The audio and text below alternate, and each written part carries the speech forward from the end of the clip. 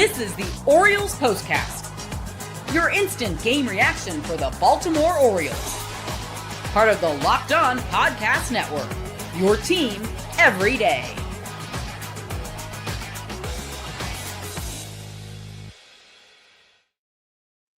Good evening. How we doing here? I did not forget about you all. Just a little things going on out here. Happy to see you. 12 more of these bad boys to go. You and I together in the 2025 season. Final score tonight from Chicago. The Baltimore Orioles 4 and the White Sox 1. This is the Orioles Postcast. My name is Luke. If you haven't gotten on the hype train yet, if you are watching for the first time, hello. I bring these to you after every Orioles game. We stream live to YouTube, available on demand, wherever you get your shows for free. Made a mistake at the end of yesterday's show. Sweep at the hands of the Blue Jays. And I said verbatim that Chicago was the best city, and I quote, west of the Mississippi.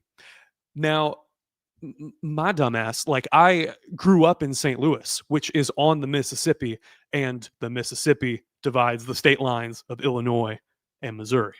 So, geographically challenged. Better than the average American? Absolutely not. Two teams coming into this series with problems. Sox are swept by their in-division rival, the Cleveland Guardians. The O's swept by the Jays north of the border. But the O's good track record against the White Sox. 9-1 entering this game since the start of last season. Swept them at the end of May. Good performances from Charlie Morton and Zach Eflin and guys who will not factor into this series. And also the place where right-hander Kyle Bradish threw 7 no-hit innings a season ago. May 26th, 2024. He stunned at Rate Field. Then he had Tommy John surgery, and we ended up here, not in the playoffs. But we got to talk about his performance. This is what you'll be talking about. And by the way, go ahead and let me know your player of the game. We always like to play that game. In the second block, we'll reveal our player of the game. I've already shown mine. Well, let's talk about right-hander Kyle Bradish. Withstanding apparent lapses in command with a lot of run on his pitches. And we've seen that in doses, the first 3 starts off the IL. Any pitcher coming off of Tommy John surgery will sometimes look like a shell of themselves. Luckily, we have gotten the best of Kyle Bradish the last 2 outings in terms of just raw stuff. And this is a night where the O's strike out 15 White Sox hitters. Kyle Bradish with 9 of those. He starts getting pinched in the first inning by home plate umpire Chad Whitson. The walk that he gives up to Mike Tauchman probably should have been rolled back for a called third strike. Full count. Fastball is in on the corner at 95, low and in, and it's taken for an apparent base on balls. Not the last time that Bradish would get squeezed. The next batter, Kyle Teal. Great catching prospect that they got in the Garrett Crochet trade. The White Sox did. A strikeout looking in that exact same spot. Lenyn Sosa playing first base now for the Chi Sox, striking out on a slider in the dirt outside, basically in the other batter's box, lefty's batter's box. From there, sadly, Colson Montgomery would hit a curveball into center field for a single, and then Curtis Mead, a 2-seamer high and away, hits it to right field in front of Tyler O'Neill for a single. There was some replay analysis by Ben McDonald, not Brian Roberts, on the broadcast, where it dissected the route that O'Neill took. He pulled up short of the ball as if he thought he didn't have a beat on it. He probably, if he charges and gets a better first step towards that ball, likely could have made that catch. Andrew Benintendi, though, former Red Sox and former Royals legend, strikes out on a curveball in the dirt. Samuel Basayo behind the dish, catching Bradish, able to make the stop with his forearm on the left side. So no harm, no foul, just 1 run scored, the only one that Bradish would give up with 24 pitches to get through the first inning. And from there, the O's defense backs him up, turns 2 double plays behind him, the first in the bottom of the second, after giving up a single to Chase Mydroth on a high 2-seamer. It's Fletcher who grounds into a 6-4-3 double play. A lot of young guys that we've got to memorize and figure out. Dominic Fletcher, 28 years old. The White Sox very much in a rebuild, not unlike what the Orioles were 3-ish years ago, trying to pull themselves out. Or maybe 4 years would probably be a better estimate. Strikes out Edgar Caro on a high 4-seam fastball at 94 as well in that inning. Walked Mike Talkman to lead off the third on a curveball in the dirt. However, walked Mike Talkman, but then strikes out Kyle Teal, goes fastball, and then that low curveball. Sosa on a two-seamer up top, and unfortunately walks Colson Montgomery, an 0-2 to 3-2 situation where he walks on a two-seamer.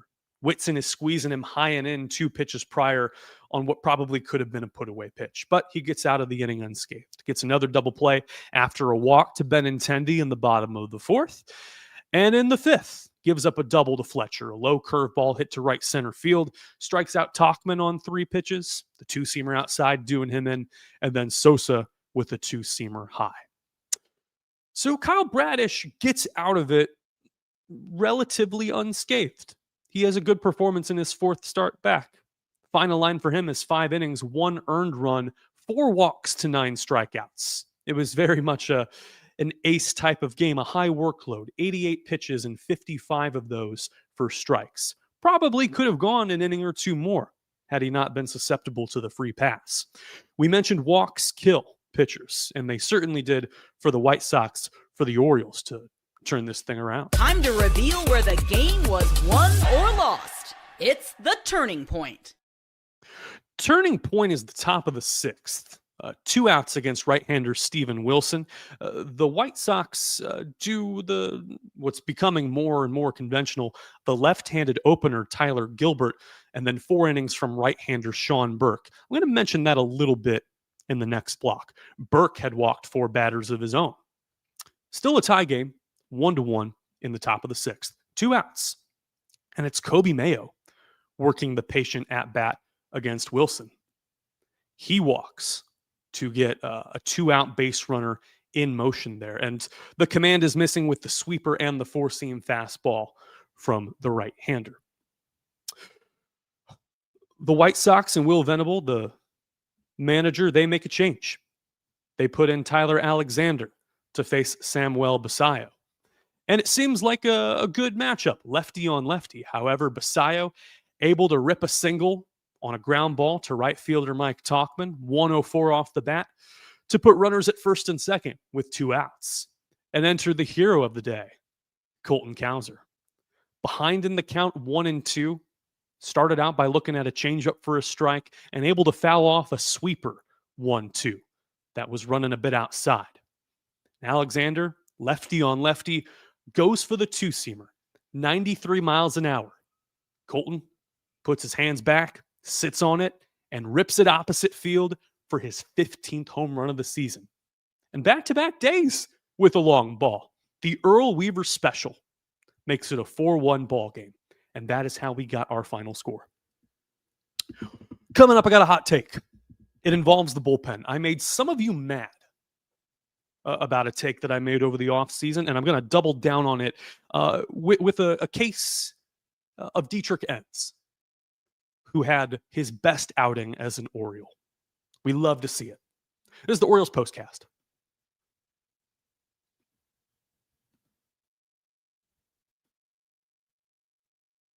The buttons don't work. They don't work.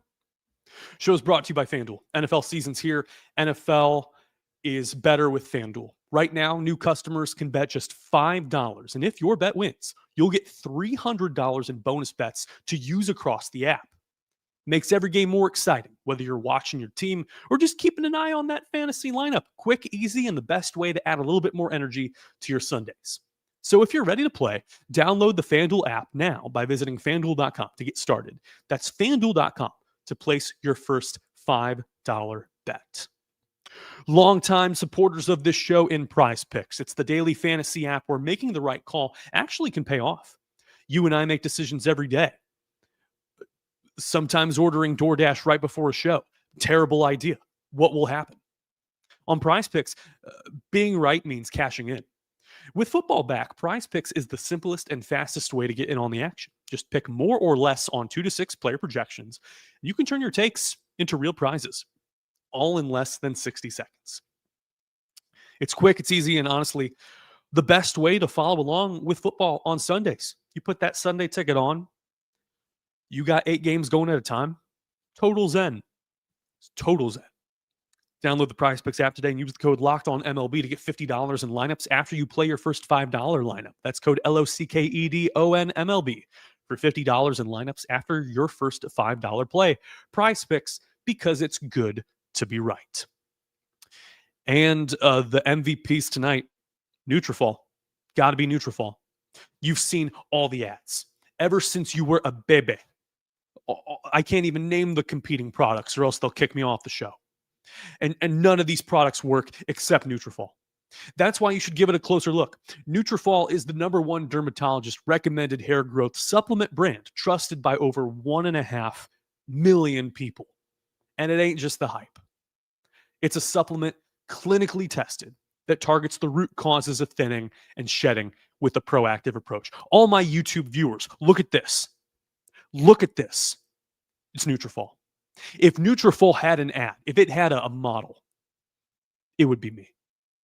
See thicker, stronger hair with less shedding in just 3 to 6 months with Nutrafol. For a limited time, Nutrafol is offering Locked On MLB listeners $10 off your first month subscription and free shipping when you go to Nutrafol.com and enter the promo code LOCKEDONMLB. That's Nutrafol.com, promo code LOCKEDONMLB.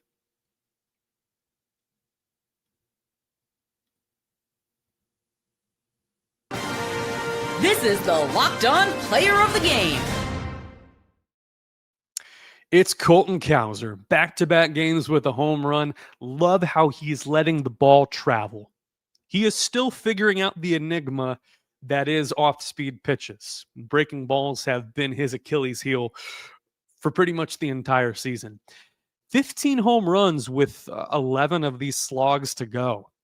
And you wonder, had he not slid head first into first base that first series against Toronto, what his home run total could have been, how he could have developed as a hitter over this very important season, and what he would have meant to this team. The jury is still out. He is playing center field in addition to left and trying to learn on the fly. There has been more of a burden on him this year than there should have been. Nehemiah Lockett, loyal viewer here, echoing my sentiment. An interesting point that the West Main brings up, and this is a Connor Newcomb question. Samuel Basallo is vibing with most pitchers. We mentioned Trevor Rogers and now Kyle Bradish with 9 strikeouts.